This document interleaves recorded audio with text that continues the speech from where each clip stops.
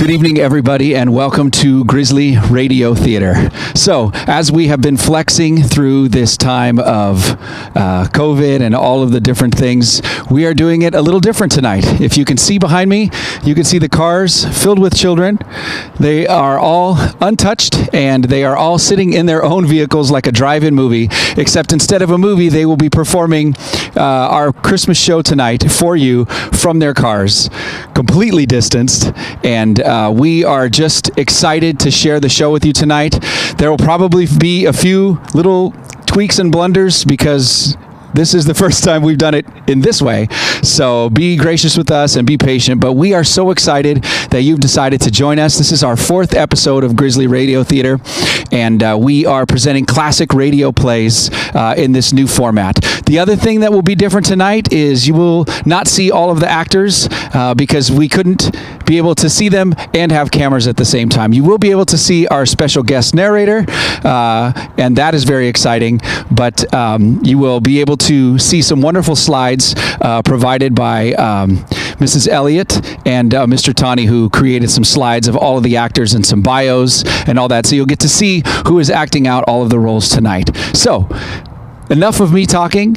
Just give us a sec and we are ready to start. So we invite you, snuggle up. It's a cold night, but it's a great night for a Christmas carol. So sit back, relax, and enjoy.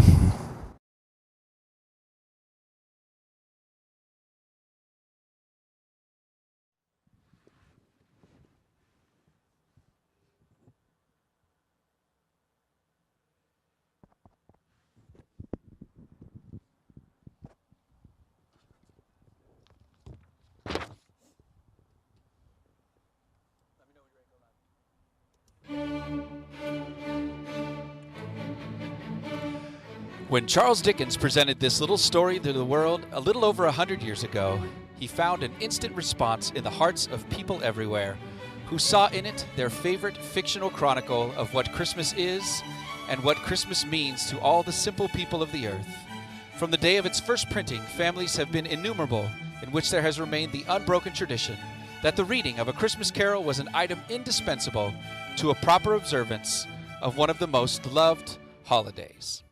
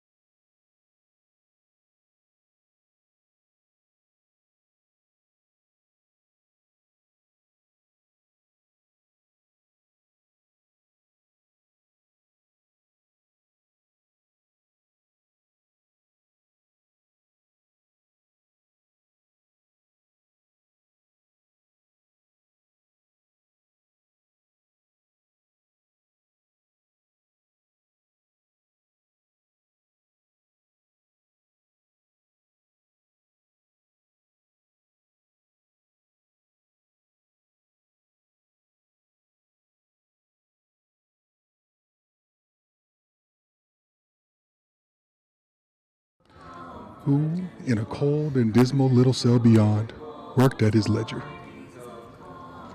Not 21, 22, nothing you dismay. 23, 26, 29, 9 carry 2, soul from war and sin. 17, 13, 17, 7. Bob Cratchit! Yes, Mr. Scrooge? Stop that infernal caterwauling. Yes, sir. 9, 15, 17. No, that's not right at all. Singing their idiotic Christmas carols at my very door. Go on, get away from my door!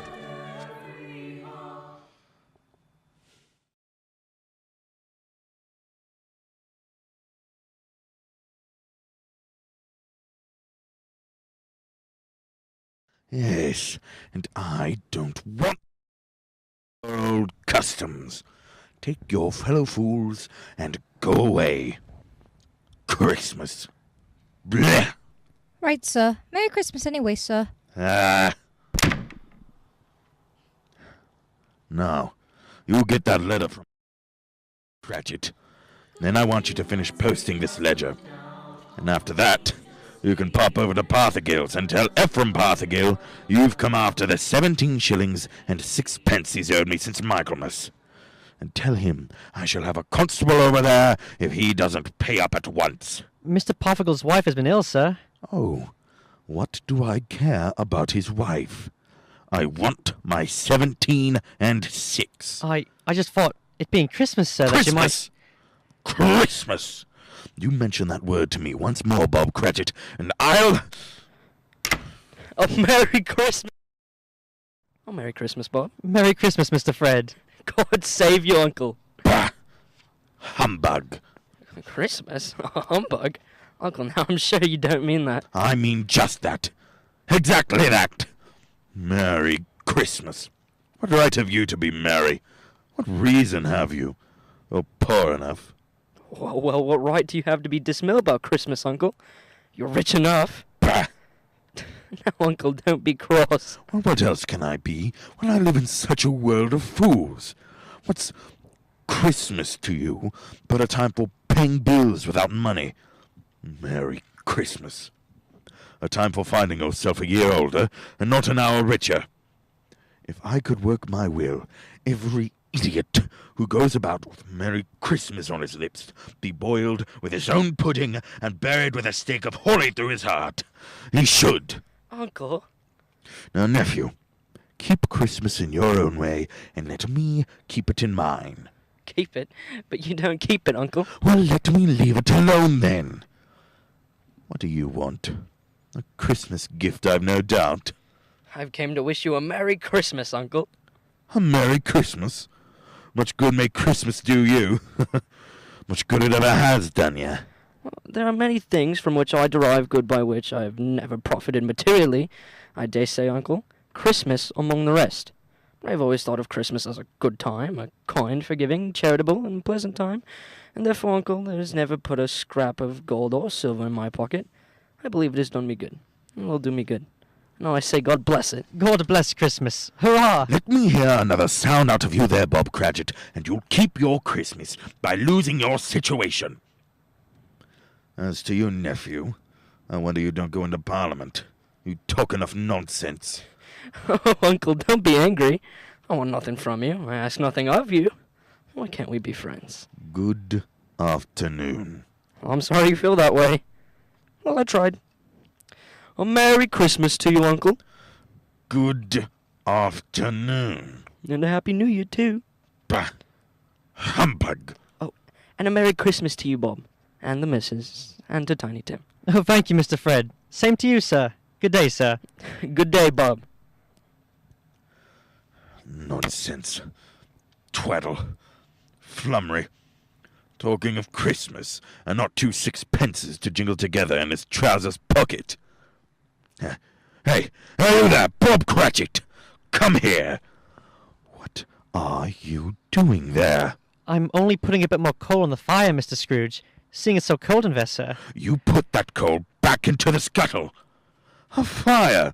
A fire indeed. I can tell you, if you use coal at that rate, you and I will soon be parting company, Bob Cratchit. You understand that? There's many a young fellow'd like your situation, you know. I'm sorry, sir. My fingers are getting a little stiff with the cold. Then put on your mittens. There's someone at the door. Go on, see who it is. Yes, sir. Good afternoon, sir. Good afternoon. This is the firm of Scrooge.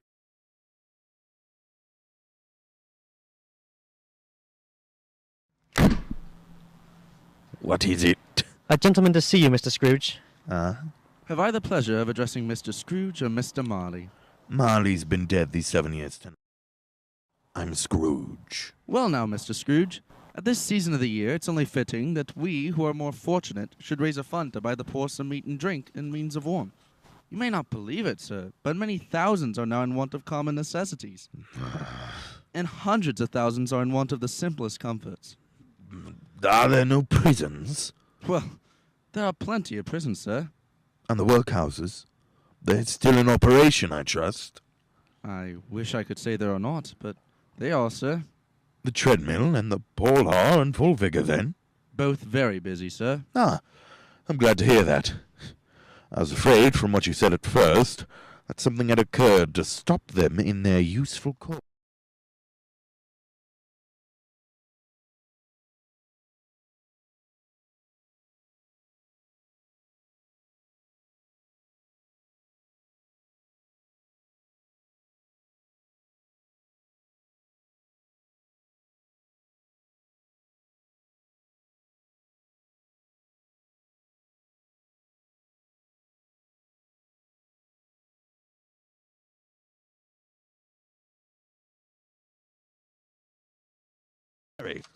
I help to support the establishments that take care of the poor.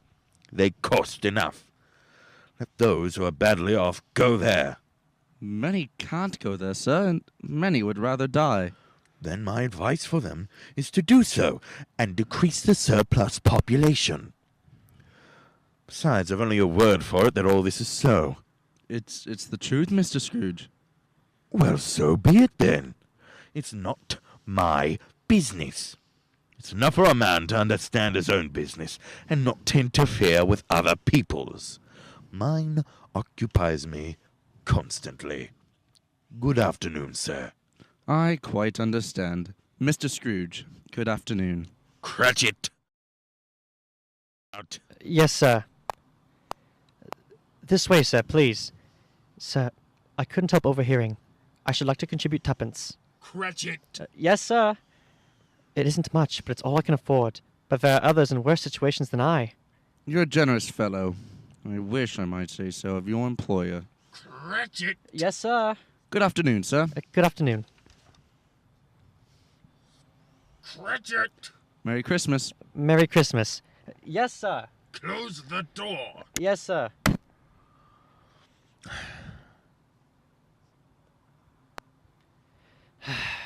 $24, $31, $1, carry free. A new scarlet tippet for Tiny Tim. A comb from off 33, free and carry free. A hair ribbon for Belinda. 4, 7, 12, 15. Cratchit! Yes, sir. Yes, sir. It's too late to have you go to Parthagill's. You'll be closed up for Christmas like these other fools. You may as well close up the place now. Yes, sir. It is getting a little dark. Hard to see the figures. I suppose you'll want the entire day tomorrow. If it's quite convenient, sir. It's not convenient. It's not fair either. But I suppose I can't do anything about it.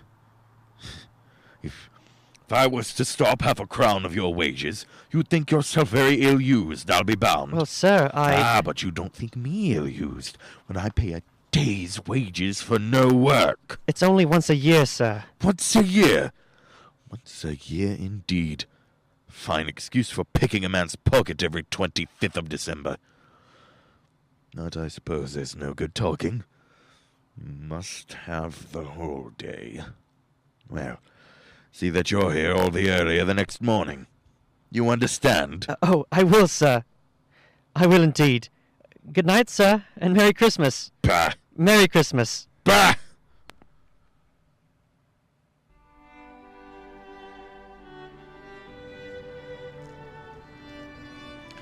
The office was closed in a twinkling, and Bob Cratchit, with the long ends of his white comforter dangling below his waist, for he boasted no great coat, went down the slide on Cornhill 20 times in honor of its being Christmas Eve, and then he ran home to Camden Town as hard as he could pelt to play with his family at Blindman's Buff.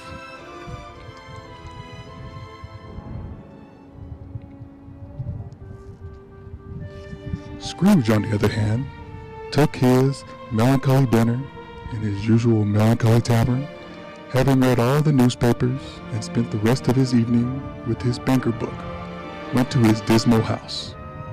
Darkness is cheap, and Scrooge liked it. The yard was so dark that even Scrooge, who knew every stone, had to grope with his hands through the fog and the frost to find the door. Scrooge walked through his rooms to see that all was right. Sitting room, bedroom, lumber room, all of this as it should be. Nobody under the table, nobody under the sofa, nobody under the bed, nobody in the closet. Closed the door. He locked himself in. He double-locked himself in and took off his cravat, put on his dressing gown and slippers and his nightcap, and sat down before the fire to take his gruel.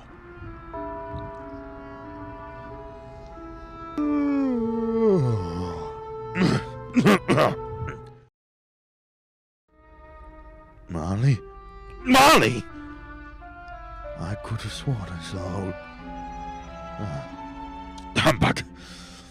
Marley's been dead these 7 years. Humbug. All humbug. What I need is a good night's... What? What's that? Someone's in the wine cellar. But the door's locked and double locked. Something is coming. Something is coming closer. Outside my door. Bah!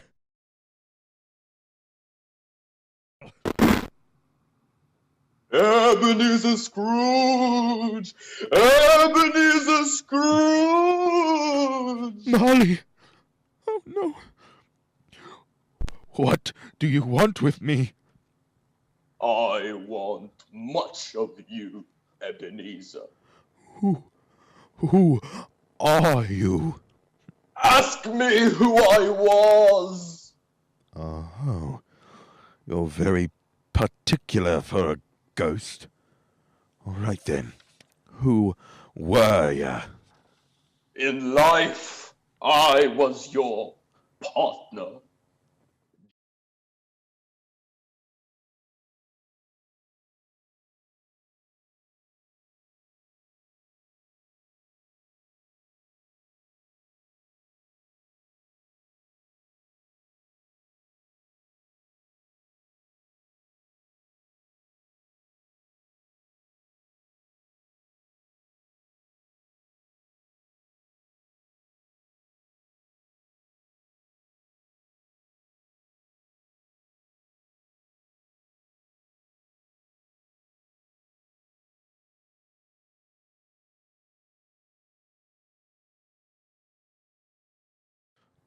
You can't be a ghost.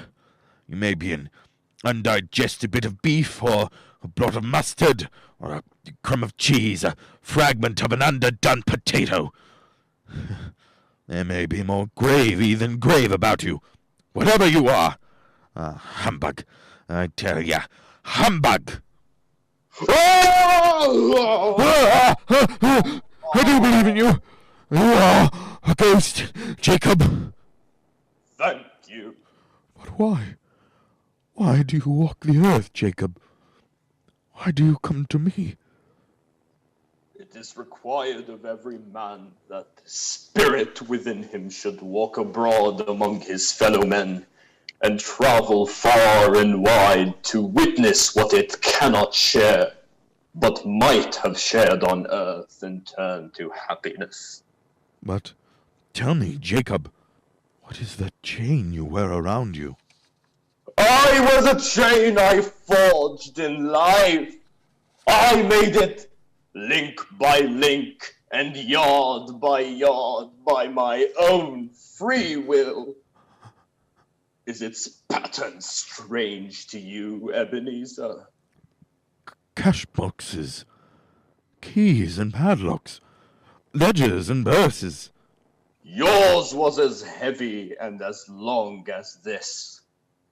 7 years ago. You have labored on it since, Ebenezer. Old Jacob, speak comfort to me, Jacob.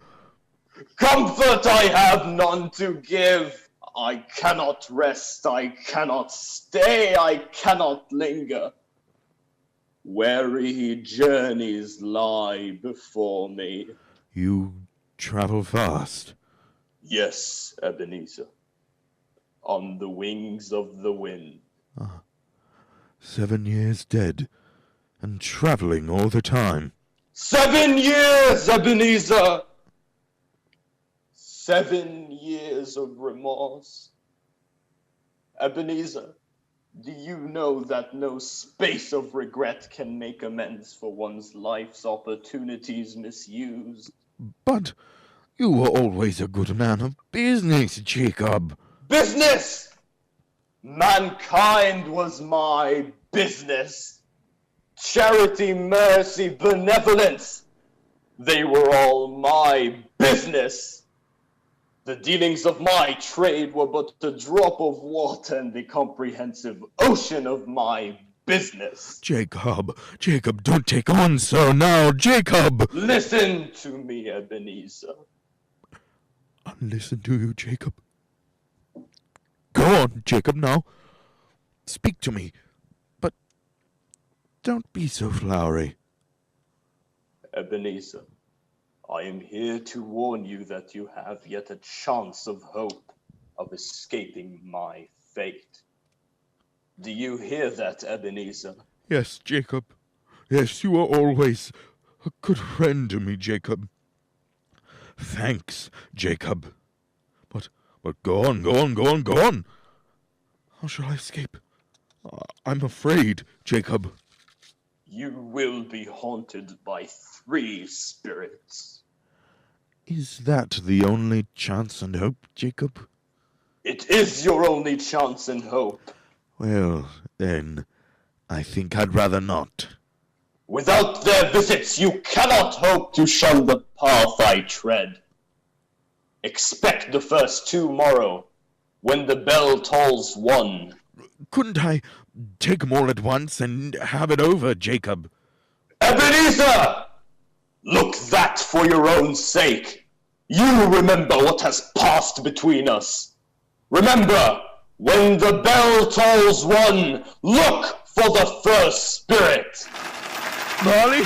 Jacob Marley!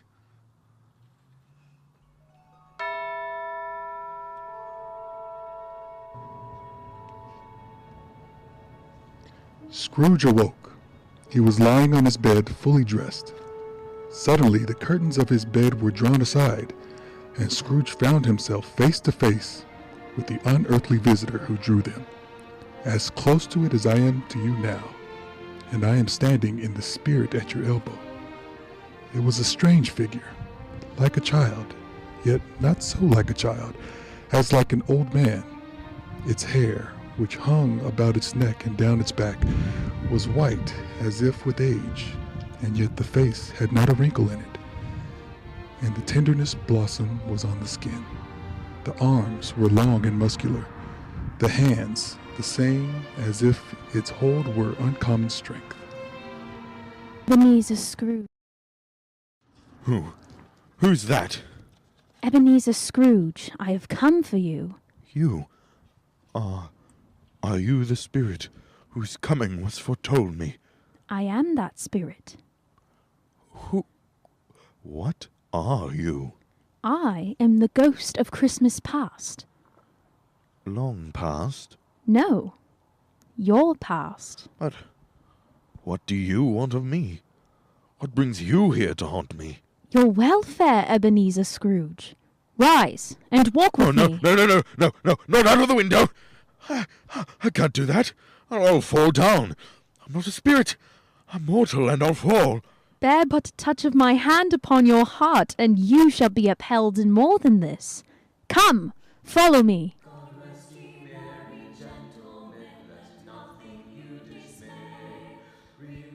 Where are we? What's become of the city? There. Snow upon the ground. Where are we? These are the shadows of the things that have been. You recognize this countryside? I know every inch of it. Every rock. Every tree. And that bleak building over there? Oh, that building. I was a boy there. Yes, I went to school in that horrible place. Do you recollect that path? I could walk it blindfold. Strange you should have forgotten it so many years. Come, let us go closer. Look through the window into that cold, barren room. What do you see, Ebenezer Scrooge? I see a boy. A solitary child, neglected by his family. Alone. Yes, I see. I know that boy. Oh, I was so lonely. Poor boy. Your lip is trembling, Scrooge. And what is that on your cheek? It's nothing. Nothing at all. I wish I... It's too late now. What's the matter? Nothing. The waifs came to my door singing Christmas carols last night. There was a boy like that among them. A poor, pale, thin little boy in a ragged coat. I should like to have given him something, that's all. Is that all? Come, Ebenezer Scrooge, let us see another Christmas.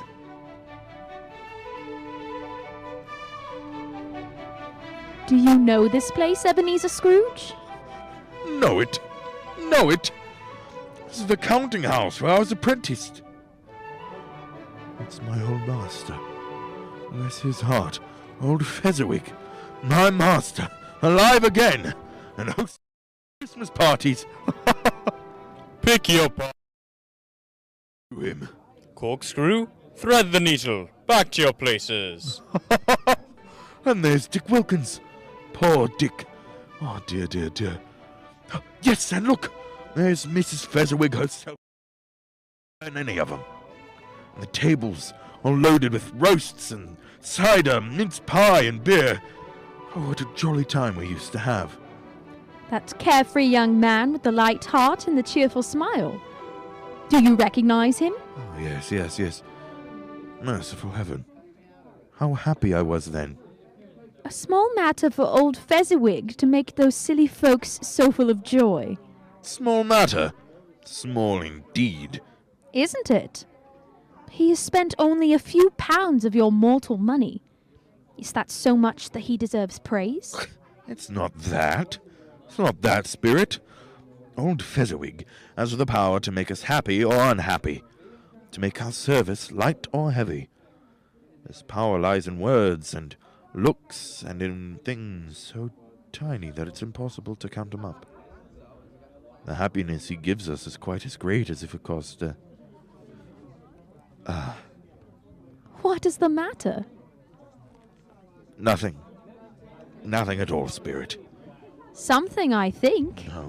No. Speak. No. Only... It's just that I should like to be able to say a word or two to my clerk, Bob Cratchit.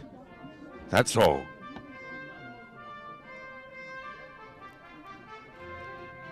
My time grows short, and yet we have another journey to make. Where now? Come. This is our last visit to the past, Ebenezer. Here, in this little room, with a fair young girl by your side. Do you recognize yourself, Ebenezer? No. Spare me this! You're older now, a man in the prime of your life. Your face has begun to wear the signs of care and avarice. Your eyes are greedy, the eager, restless eyes of a miser. No, please! She knows it too, that girl by your side. There are tears in her eyes.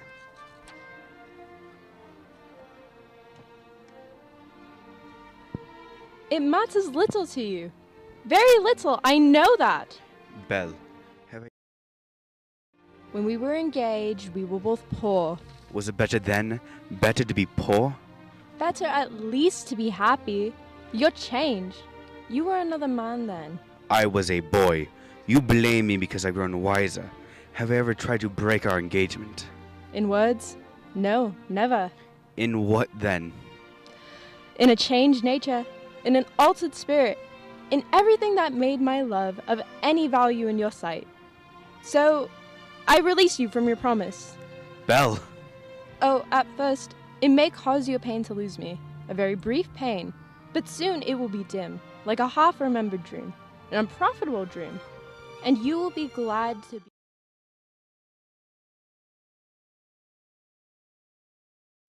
For the love of whom you once loved. That's enough. Show me no more. Take me home. These were the shadows of the things that have been. They are what they are. Do not blame me. No. No more. No more. One shadow more. Come. Do you see this man, Ebenezer Scrooge? This man might have been you, and the woman beside him your wife. And that girl might have been your daughter, Ebenezer Scrooge. She might have called you father. She might have been a springtime in the haggard winter of your life. Spirit, let me go. Show me no more. Listen now while they speak, Ebenezer. Belle, I saw an old friend of yours today. Who was it? Guess. How can I? It's, oh, I know, Mr. Scrooge. Mr. Scrooge it was. I passed his office window. It wasn't shuttered, and there was a candle inside, so I couldn't help seeing him. His partner Marley lies at the point of death, I hear. And there Mr. Scrooge sat, all alone. Quite alone in the world, I do believe. Spirit, I can't bear any more. Leave me. Haunt me no more. Take me back. Take me back.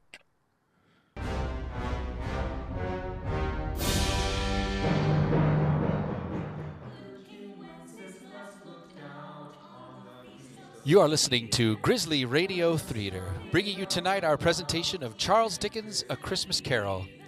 We are now going to take a short intermission, and we have a couple of wonderful announcements, including some artwork from our art students, as well as some information about some upcoming shows in the area, including some friends of ours from Chaffey College, as well as Lauren Mary Bell Nagy, who has assisted directed tonight's show, who is also going to be in a performance.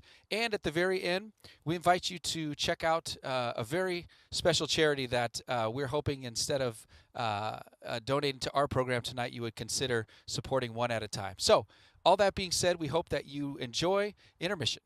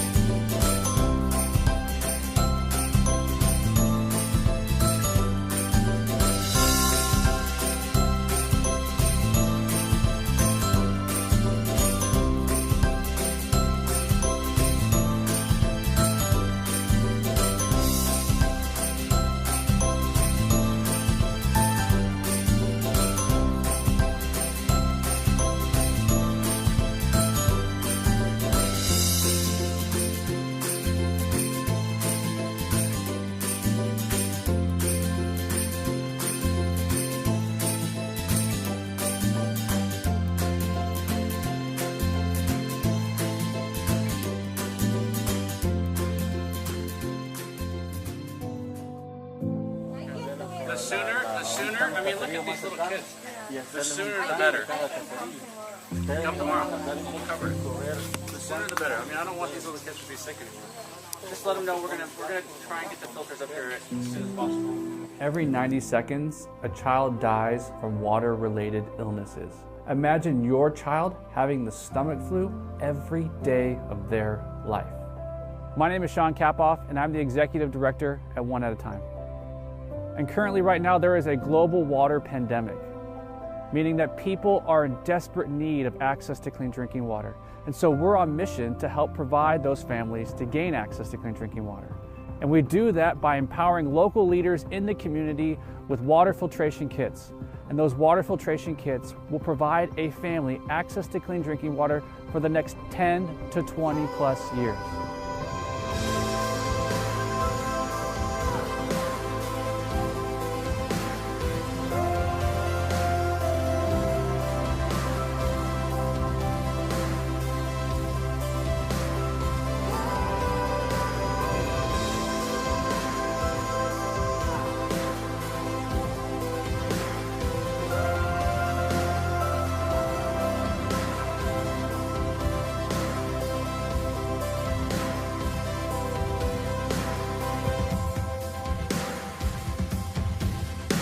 There's an incredible need, and we have a solution, and we want you to be a part of it.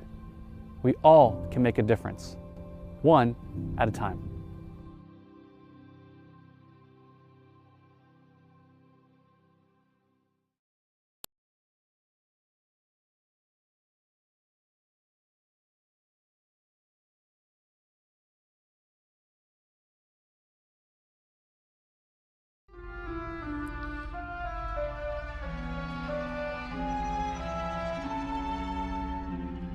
And now, back to Grizzly Radio Theater and our presentation of A Christmas Carol.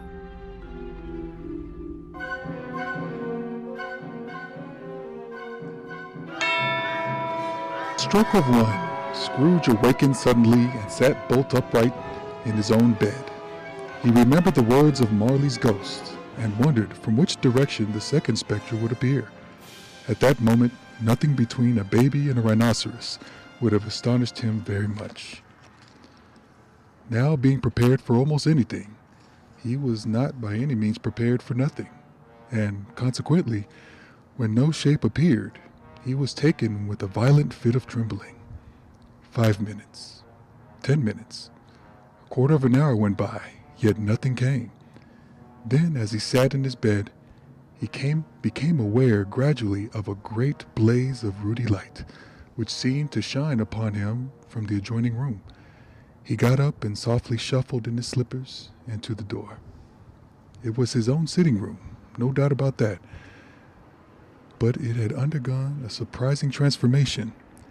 The walls and ceiling were so hung with living green that it looked a perfect grove, from every part of which bright gleaming berries glistened, and such a mighty blaze went roaring up the chimney as had never been known in Scrooge's time, or for many, many a winter season ago.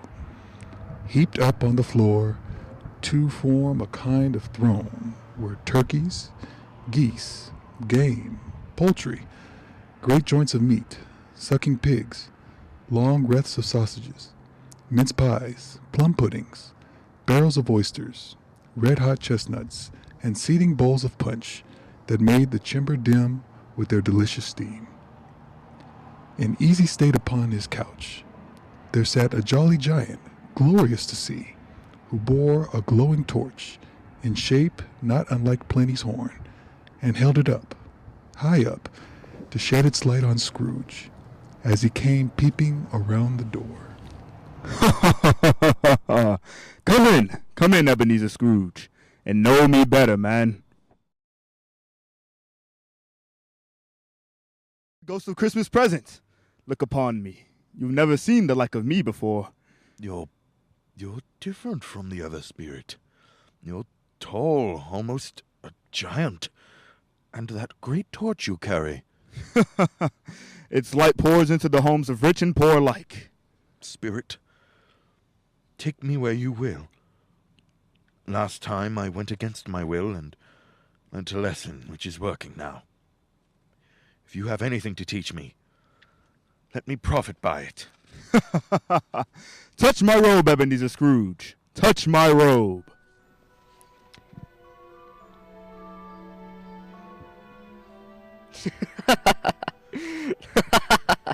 I know that laugh. It is my nephew, Fred. Have we come to his house, then? Look and see. There's a great merrymaking and joy here tonight. And he said Christmas was a humbug. As I lived. He believed it too. More shame for him, Fred. He's a comical old fellow, that's the truth. Not so pleasant as he might be. However, his offensive carried their own punishment, and I have nothing to say against him. I'm sure he is very rich, Fred. At least you always tell me so. What of that, my dear? His wealth is of no use to him. He don't do any good with it. He don't make himself any comfortable with it either. And he hasn't the satisfaction of thinking that he's ever going to benefit us with it. I have no patience with him. Oh, I have. I am sorry for him. I couldn't be angry with him if I tried. Who suffers by his own whims? Himself always. And he takes it into his head to dislike us, and he won't come and dine with us. What's the consequence? He don't lose much of a dinner. Indeed, I think he loses a very good dinner. Is that a smile that has crept across your face? Look there, Spirit. They plan to play a new game. 1 half-hour, Spirit, only one. It was a game called Yes and No, where Scrooge's nephew had to think of something, and the rest would find out what. He only answering to their questions yes or no, as the case was. The brisk fire of questioning to which he was exposed elicited from him that he was thinking of an animal. A live animal, rather a disagreeable animal, a savage animal, an animal that growled and grunted sometimes, and talked sometimes, and lived in London, and walked about the streets, and wasn't made a show of, and wasn't led by anybody, and didn't live in a menagerie, and was never killed in a market, and was not a horse, or an ass, or a cow, or a bull, or a tiger, or a dog, or a pig, or a cat, or a bear. At every fresh question that was put to him, his nephew burst into a fresh roar of laughter, and was so inexpressibly tickled that he was obliged to get up off the sofa and stamp. At last, Scrooge's niece, falling into a similar state, cried out, I have found it out. I know what it is, Fred. I know what it is. What is it? It's your Uncle Scrooge. It most certainly is. He has given us plenty of merriment, I am sure. It would be ungrateful not to drink to his health. Here is a glass of mulled wine ready at our hand at the moment, and I say...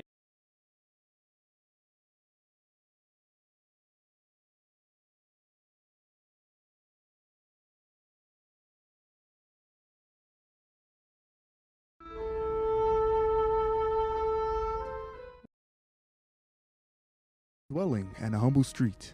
It's humble enough. Yet there is happiness there.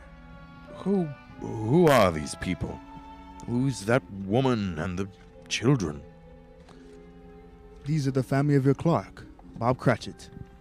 His wife, dressed in a twice-turned gown, but brave in ribbons, laying the table for their Christmas dinner. And there assisting her is her daughter Belinda. And the young man with the fork and the stuffing? That's Master Peter Cratchit. And the 2 little Cratchits. Listen, Scrooge. Mother, do you want me to set the table over there? Put it over there's fine. Over there? Okay. Where's the napkins, Mum? On the table, on the counter. All right. Here's Martha, Mother. Oh, Martha, Martha! Martha! Why, bless your heart alive, Martha, my dear. Merry Christmas to you. Merry Christmas, Mother. Merry Christmas. How late you are, my dear. Oh, we'd a great deal. We're away this morning. Well, never mind so long as you're here now. Sit ye down before the fire and have a warm, Lord bless ye. Where's Father? He's been to church with Tiny Tim. They'll be along directly. How is Tiny Tim, Mother? Any better at all? Sometimes I think he is. And sometimes I think, oh dear God, if anything should happen to Tiny Tim. Mother! You mustn't think such a thing. Oh, here they are. They're here. Look over there. There's Tiny Tim. Merry Christmas, everybody. Martha, welcome, my dear. Merry Christmas, Father and Tim. Merry Christmas, Martha. Oh, Tim, you darling. Oh, Father, I'm so... We're so glad to have you, Martha. And how did little Tiny Tim behave in church, Bob? Oh, as good as gold and better. I like church, Mother. Oh, they sing the greatest songs. I hope people saw me there. Saw you there? And why, Tim? Well, don't you see? Because I'm lame. And if they saw my crutch, it might be pleasant for them to remember who, on Christmas, it was who made the lame beggars walk and the blind men see. Oh, bless you, my son. Are we ready to eat, Mother? I'm hungry. Come on, let's eat. Yes, children, we're all ready. I call dibs on the stuffing. Come, take your places now. No, I want the gravy. And Bob, wait your turn. There's plenty. Stuffing and dressing and plum pudding for all of you. Martha, you take care of Tiny Tim. Oh, yes, Mother. You see that he eats plenty. He must get tall and well. Now sit down, everyone. Now, my dears, shall we say grace? Loving Father, help us remember the birth. Tell me if Tiny Tim will live. I see a vacant seat and a crutch without an owner, carefully preserved. Oh, no. Kind spirit, say he'll be spared. Say he'll live. If these shadows remain unaltered by the future, Ebenezer, the child will die. And Christmas evening bring us to our... Forgiving and forgiven. For Jesus' sake, Amen. Amen. Let's eat. And now, my dears, with such a dinner, a toast, a Merry Christmas to us all, and God bless us. Amen. God bless us, everyone. And now, to Mr. Scrooge. Oh, not Mr. Scrooge. I give you a toast to Mr. Scrooge, the founder of the feast. Oh, the founder of the feast, indeed, who pays you all of 15 shillings a week. I wish I had him here. I'd give him a piece of my mind to feast on, and I hope he'd have a good appetite for it. Oh, my dear, the children. Christmas Day. Well, it should be Christmas Day, I'm sure, on which one drinks the health of such an odious, stingy, unfeeling man as Mr. Scrooge. You know he is, Bob. Nobody knows it better than you, poor fellow. My dear, Christmas Day. I'll drink his health for your sake and the day's, not for his. Long life to him. A Merry Christmas and a Happy New Year. He'll be very merry and happy, and I have no doubt. And I say, God bless him too, Mother. And everyone. Yeah, God bless him. God bless Mr. Scrooge.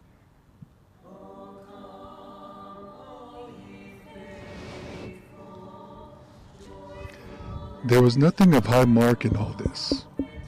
They were not a handsome family, these Cratchits. They were not well dressed.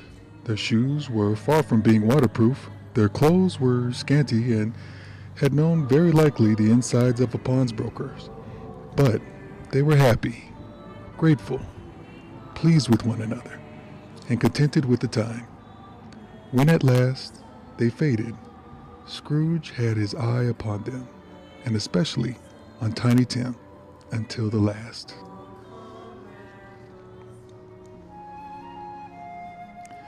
Many calls Scrooge made that night with the ghost of Christmas present. Down among the miners they went, who labor in the bowels of the earth, and out to sea among the sailors at their watch. Dark, ghostly figures in their several stations. Much they saw, and far they went, and many places they visited, but always with a happy ending. The spirits stood beside sick beds, and they were cheerful on foreign lands, and they were close at home, by poverty, and it was rich, in almshouse, hospital, and jail, where vain man, in his little brief authority, had not made fast the door, and barred the spirit out. The spirit left his blessing. It was a long night, if it was only a night. And it was strange, too, that while Scrooge remained unaltered in his outward form, the ghost grew older, clearly older. Life upon this globe is very brief, Ebenezer. It ends tonight. Tonight? Tonight at midnight. Hark! The hour has come. Oh, no. Not yet. There are still more things I wish to learn. These you will learn from still another spirit. Still another spirit, Ebenezer. Scrooge looked up about him for the ghost. It had vanished, and he found himself once more in his bed, in his dressing gown and his nightcap on his head. He heard the clock strike, and then he remembered the prediction of old Jacob Marley, and lifting up his eyes, beheld the third spirit.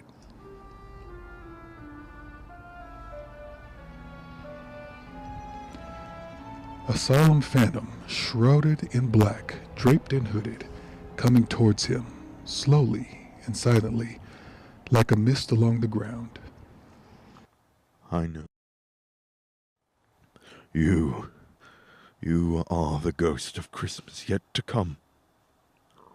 You will show me the shadows of things that have not happened, but will happen in the time before us. Answer me, spirit, ghost of... I fear you more than any spectre I've seen. Yet I know your purpose is to do me good, and as I hope to live to be another man from what I was, lead on, lead on. Night's waning fast and time's precious.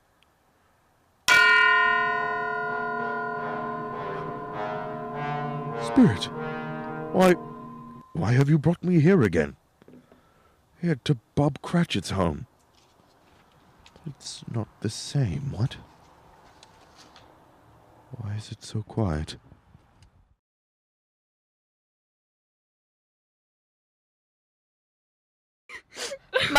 Mother, please. Oh, my son, my little son, Tiny Tim. I loved him so. Oh, Mother dear, you mustn't. It's almost time for Father to be home. Don't let him see you crying. Yes. Yes, Martha. He's late tonight. He walks slower than he used to. And yet I've known him to walk very fast indeed with Tiny Tim on his shoulder. So have I, Mother. But he was light to carry. And his father loved him so that it was no trouble. No trouble. Oh, Bob! My dear. You're late, Bob. Yes, I'm sorry, my dear. I went to the churchyard today. I wish you could have gone with me. It would have done your heart good to see how sweet and green a place it is. But you'll see it often. I promised him. Yes, I promised Tiny Tim we'd walk there on a Sunday. Father dear. It's God's will, Bob. I'm trying to understand it, my dear. My son. My little son, Tiny Tim. And I loved him so. Oh, that's cruel. Cruel. Spirit, can't you give me one ray of hope that I may change?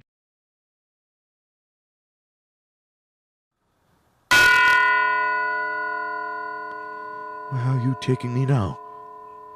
Here, on a common street, Spirit.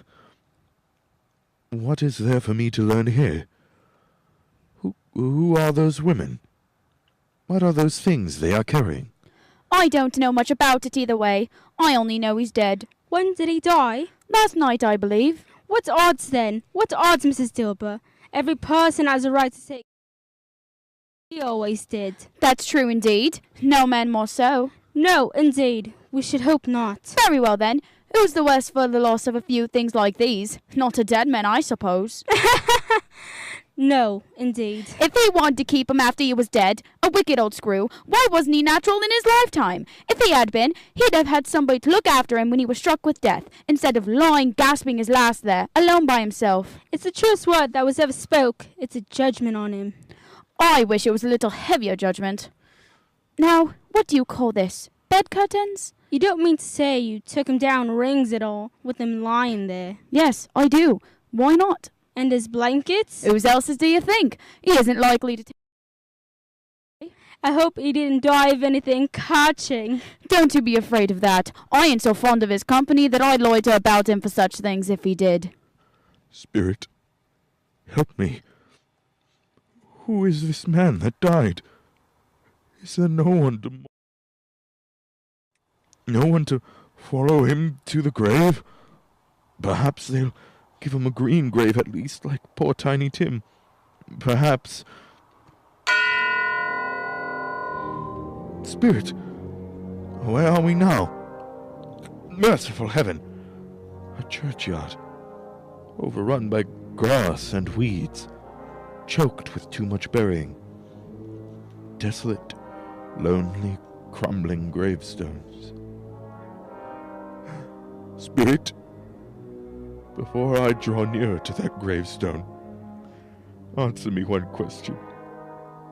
Are these shadows of things that will be, or are they shadows of things that may be only? Will you not speak to me, Spirit? What is that grave to which you point? Now I see it. There's writing on that stone. The name on the gravestone is Ebenezer Scrooge. Ebenezer Scrooge! Oh, no, Spirit! No! Hear me!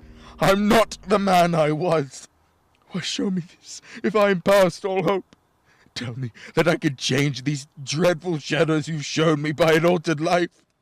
I'll honor Christmas in my heart. I'll try to keep it all the year. I'll live in the past, the present, and the future. And I'll not shut out the lessons that they teach me. Tell me, Spirit, oh, go on, tell me. Tell me that I can sponge away the writing on that stone, Spirit. I beg you.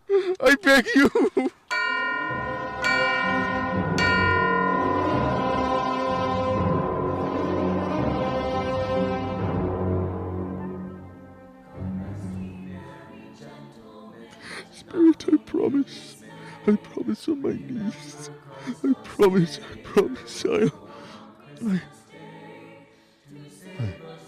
What's this? It's my own drip. I'm home. In my own bed. In my own room. And the sun's shining. It's clear. It's bright. No fog. What a beautiful day. Oh, glorious. Hey, girl. Yes, sir. What's today? What's that, sir? What day is it, my fine young lass? Today? Why, it's Christmas Day. Christmas Day! And I haven't missed it. The spirits have done it all in one night. All in one night. Heaven be praised. How's that, sir? Listen, my dear. You know where the poulterer is? In the next street? I should say I do. An intelligent young lady. A remarkable girl. Tell me, do you know if they sold the prize turkey that was hanging in the window? The one as big as me? What a delightful girl. It's a pleasure to talk to you. Yes, my young doe. It's hanging there now, sir. That's wonderful. Go down, will you, and tell them to send it on Broad Street. And, mind you, they're not to know who paid for it. Go along. Hurry, young lady. Here, wait a minute. Here's £50 for your trouble. Oh, yes, sir. Yes, sir. And a Merry Christmas, sir.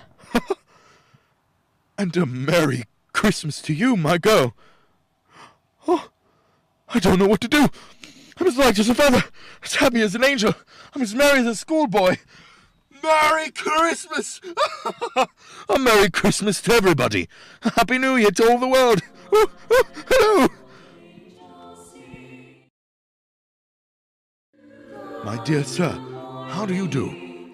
I beg your pardon? You, sir, aren't you the gentleman who came to my office in regard to that charity? Why, yes, sir. A Merry Christmas to you. Yes, sir. Allow me to ask your pardon, sir. And will you have the goodness to accept... I prefer to whisper this. What? But Lord bless me, my dear Mr. Scrooge, are you serious? If you please. No, not a farthing less. A great many back payments are included in it, I assure you. Will you do me that favor? Well, my dear sir, I don't know what to say to such munificence. No, don't say anything, please. Come and see me. Will you come and see me? I will indeed. Thank you. I am much obliged to you. I thank you 50 times. Bless you. Merry Christmas. Next morning, Scrooge was early at his office. He went early for a reason. If he could only be there first, and catch Bob Cratchit coming late. That was the thing he'd set his heart upon. And he did it. Yes, he did. The clock struck 9. No Bob. A quarter past. No Bob. Scrooge sat with his door wide open that he might see him coming in. At last he came, his hat off, and before he opened the door, his comforter too. He was on the stool in a jiffy, driving away with his pen, as if he were trying to overtake 9 o'clock. 50. And carry the 1, 24, and carry the 2, 31, and 8, and 9. Hello, you Cratchit. Yes, sir? Step this way, Cratchit, if you please. Cratchit, what do you mean by coming in at this time of day? Why, I'm very sorry, sir. I am behind my time. You are. Yes, I think you are. Oh, it's only once a year, Mr. Scrooge. It shall not be repeated. I was making rather merry yesterday, sir. I'll tell you what, my friend. I'll not stand for this sort of thing any longer. And therefore, Bob Cratchit, I'm about to raise your salary. Mr. Scrooge? Self, sir? No. No, thank heaven. I'm not quite myself. Merry Christmas, Bob. Merry Christmas, my good fellow. A merrier Christmas than I've given you in many a year. I shall raise your salary, and we'll see what we could do for Tiny Tim and the rest of your family. Huh? We will discuss it this very afternoon over a Christmas bowl of smoking bishop. Bob, make up the fire. Make it up and buy another coal scuttle before you dot another I, Bob Cratchit. Scrooge was better than his word. He did it all, and infinitely more. To Tiny Tim, who did not die, he was a second father. He became as good a friend, as good a master, as good a man, as the good old city knew, or any other good old city, town, or borough in the good old world. Some people laughed to see his alteration in him, but he let them laugh, and little heeded them. His own heart laughed. That was quite enough for him. He had no further intercourse with spirits, but lived upon the total abstinence principle. Ever afterwards, it was always said of him that he knew how to keep Christmas well, if any man alive possessed the knowledge. May that be truly said of us, of all of us, and so, as Tiny Tim observed. That's us, everyone! Joy to the world, the Lord doth receive a King. You have just listened to our presentation of Charles Dickens' A Christmas Carol.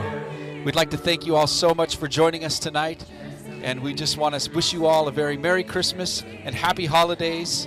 And once again, thank you for joining us. Stay safe, and we will see you in the new year.